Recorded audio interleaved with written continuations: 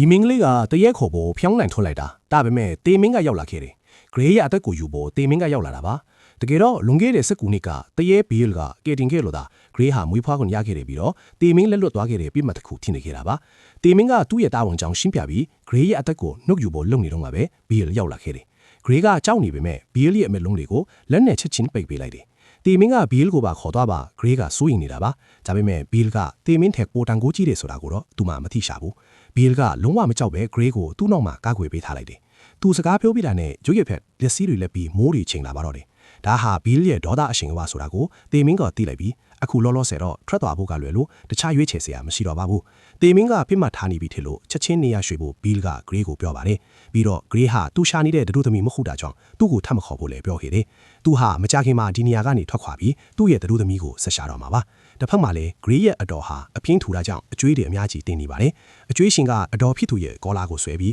အကျွေးစောက်ခွန်တောင်းတော့အတော်ကပိုက်ဆံအလုံးဟာဂရေစီမှာရှိတယ်လို့လိန်ပြောလိုက်ပါတယ်အဲ့နောက်အကျွေးရှင်ကဂရေကိုလိုက်ရှာပြီးကားပေါ်အတင်းဆွဲတင်ကပြန်ပေးဆွဲခေါ်သွားပါတော့တယ်သူမရဲ့အိတ်ထဲမှာပိုက်ဆံရှာပြီးမြင်ဘာမှမတွေ့ပါဘူးအဲ့ဒီအချိန်မှာကားမောင်းသမားကမိချီနီးလိုက်တာကိုဂရေတွေ့သွားတယ်သူမကအဲ့ဒီမီးတောက်ကိုတုံးပြီးဘီးလို့ခေါ်ဖို့ကြိုးစားပေမဲ့အကျွေးရှင်ကသူမကိုနောက်ကိုအတင်းဆွဲယူလိုက်တယ်စိတ်မရှိတော့တဲ့အကျွေးရှင်ကဂရေကိုရန်ပြုတ်ဖို့လုပ်နေတဲ့အဲ့ဒီအချိန်မှာပဲသူမရဲ့လက်ပင်ကအမတ်တခါကအယောင်တောက်လာပါတယ်ဘီးလ်ကသူမရဲ့အကူအညီတောင်းတဲ့အချက်ပြမှုကိုလက်ခံရရှိသွားပြီးကားကရွရထက်ရပ်တန့်သွားခဲ့တယ်လမ်းဘီမိတိုင်တွေတစ်ခုပြီးတစ်ခုမောင်းသွားပြီးနောက်ခညားတဲ့အမျိုးသားနှင်းကပေါ်လာ